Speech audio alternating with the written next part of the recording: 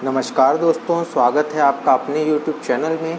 आज हम जिस बारे में बात करेंगे वो है सिंगल डोर फ्रिज की वायरिंग कैसे की जाती है। तो जैसा कि आप सब जानते होंगे कि सिंगल डोर हो या डबल डोर हो, हर फ्रिज के अंदर वायरिंग कनेक्शन करना बहुत ही इम्पॉर्टेंट होता है, क्योंकि वायरिंग कनेक्शन पे ही सारे के सारे पार्ट्स का चलना निर्भर करता है। तो हम एक एक करके इन पार्ट्स को जानेंगे और साथ साथ उनकी वायरिंग कैसे और किस कनेक्शन में की जाती है ये जानने का प्रयास हम इस वीडियो के माध्यम से करेंगे।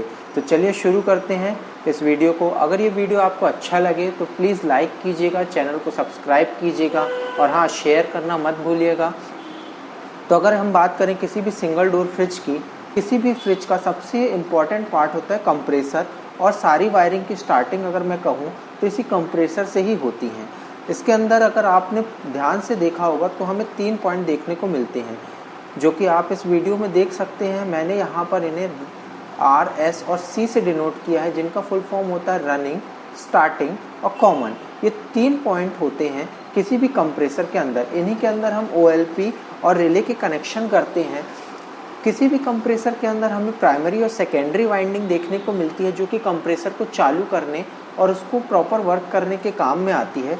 इसके बारे में हम एक सेपरेट वीडियो के अंदर डिटेल में जानेंगे कि हम रनिंग, स्टार्टिंग और कॉमन को कैसे चेक करेंगे, और साथ साथ हम उस वीडियो में ये भी जानेंगे कि हमारा कंप्रेसर कैसे वर्क करता है, उसके इंटरनल पार्ट्स के अंदर क्या क्या होता है। इस वीडियो के माध्यम से हम केवल वायरिंग और इन लगने वाले पार्ट्स का केवल उपयोग देखेंगे। तो ये 3 पॉइंट होते हैं, जो कि होता है कॉमन, रनिंग और स्टार्टिंग। इसके आगे अगर हम बढ़ते हैं तो हम यूज़ करते हैं एक रिले का।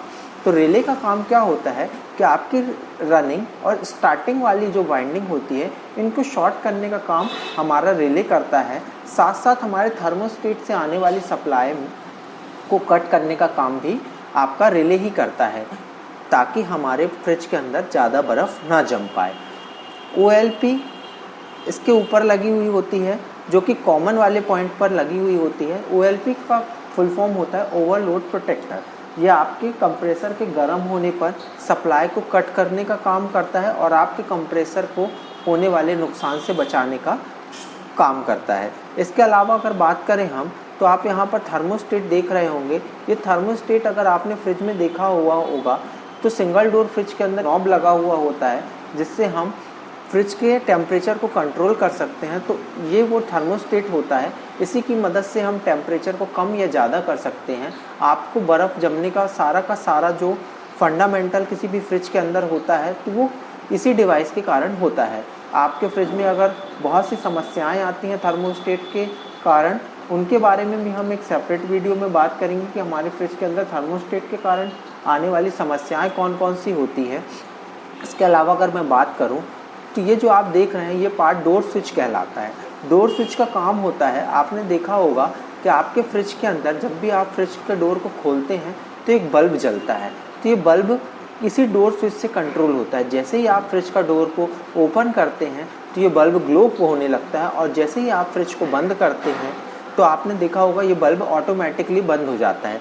ये डोर स्विच एक पुश बटन होती है, जिसकी मदद से हम इस बल्ब को कंट्रोल कराते हैं, ताकि ये बल्ब लगातार ना जलता रहे। तो आज के हम इस वीडियो में चूंकि वायरिंग पे बात करने वाले हैं, तो चलिए शुरू करते हैं हम वायरिंग की। तो यहाँ पर आप देख सकते हैं मैंने 3 कलर के वायरों का यूज़ किया हुआ है।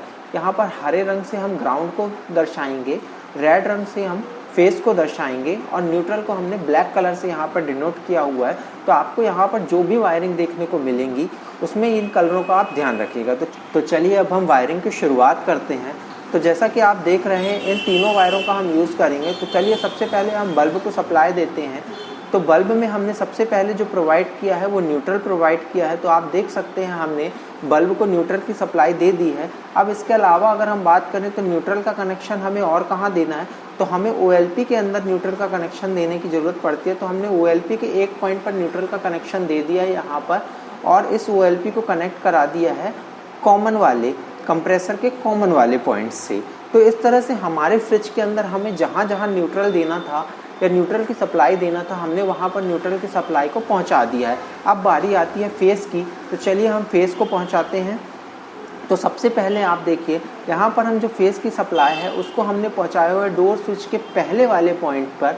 अब ये डोर स्विच के पहले वाले पॉइंट से होती हुई सप्लाई हमने बल्ब के दूसरे वाले हिस्से पर पहुंचा दी है। तो देखिए यहाँ पर हमने एक सिरे से फेस को एंटर कराया हुआ है और दूसरे वाले हिस्से से फेस होता हुआ बल्ब के दूसरे वाले पॉइंट पर जा पहुंचा। तो अब भी आपने देखा कि हमने पहले इसको न्यूट्रल प्रोवाइड कराया था, अब हमने इसको फेस प्रोवाइड करा दिया। तो अब ये हमारा बल्ब जब भी आप डोर को खोलेंगे तो ये स्विच ऊपर उठेगा और हमारा बल्ब ग्लो करने लगेगा, और जैसे ही आप अगर फ्रिज के डोर को बंद करेंगे तो हमारा ये बल्ब जो है वो बंद हो जाएगा। अब हम आगे की अगर वायरिंग करते हैं तो देखिए यहाँ पर थर्मोस्टेट को हमने वायरिंग प्रोवाइड की है। तो थर्मोस्टेट जो होता है वो सीरीज में लगने वाला एक प्रोडक्ट होता है। तो हमने थर्मोस्टेट के एक पॉइंट पर आप देख सकते हैं हमने फेस को प्रोवाइड कर दिया। यहाँ पर एक लूप वायर निकाल करके हमने फेस प्रोवाइड कर दिया थर्मोस्टेट को। अब ये थर्मोस्टेट से होता हुआ करंट जो है ये रिले के एक पॉइंट पर जाता है। अब रिले पे जाने का मतलब ये हुआ कि जैसे ही हमारा फ्रिज पूरी तरह से कूल हो जाता है या फिर उस टेम्परेचर तक पहुंच जाता है जहां पर हमें ज़रूरत है, तो ये थर्मोस्टेट आगे सप्लाई को नहीं जाने देता और कंप्रेसर बंद रहता है उतने समय के लिए। अगेन जब हमारे थर्मोस्टेट को लगता है कि अब हमें वापस से कंप्रेसर को चालू करने की ज़रूरत है, तो ये सप्लाई को वापस चालू कर देता है और आपका रिले जो है वो कंप्रेसर को चालू कर देता है। तो इस तरह से लगातार जो सप्लाई है वो चालू रही आती है। अब यहाँ पर ये जो रिले है वो कनेक्ट होता है आपकी रनिंग और स्टार्टिंग वाले पॉइंट से, जो कि इस तरह से कनेक्ट होता है। तो इस तरह से अगर हम देखें तो लगभग हमारे सारे पार्ट्स जो हैं वो लग चुके हैं, इनका कनेक्शन प्रॉपर वे पे हो चुका है। अब इसके अलावा जो एक कनेक्शन बचता है तो वो बचता है ग्राउंड का कनेक्शन। तो देखिए ग्राउंड के कनेक्शन के लिए आप कंप्रेसर की बॉडी से कनेक्ट करते हुए एक वायर निकालिए और इस तरह से आपको ऊपर वाले हिस्से से प्लग के कनेक्ट कर देना है। इस तरह से हमारा एक सिंगल डोर की वायरिंग का जो कनेक्शन है वो पूरी तरह से कंप्लीट हो जाता है और आप किसी भी कंपनी के सिंगल डोर फ्रिज के अंदर इस तरह से वायरिंग कर सकते हैं। तो देखिए एक बार और अगर हम देखें तो यहाँ पर हमने सबसे पहला जो कनेक्शन किया हुआ था वो हमने सारी डिवाइसेस को एक न्यूट्रल प्रोवाइड कर दिया। उसके बाद हमने फेस कनेक्शन प्रोवाइड किया। तो देखिए डोर स्विच से होता हुआ बल्ब के एक सिरे पर पहुँच गया। इसके बाद हमने थर्मोस्टेट को फेस करंट पहुंचाया और देखिए फेस करंट होता हुआ ये आपके रिले में गया और रिले को कनेक्ट किया। आखिरी में हमने एक ग्राउंड वायर कनेक्ट कराया और कंप्रेसर की बॉडी से टच कर दिया। ये ग्राउंड वायर कभी भी अगर बॉडी में शॉर्टिंग के कारण कोई करंट आता है तो आपको करंट लगने से बचाता है। तो इस तरह से आप सिंगल डोर फ्रिज की वायरिंग को समझ गए होंगे।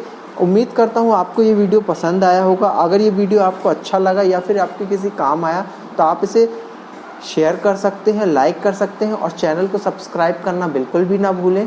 Thank you.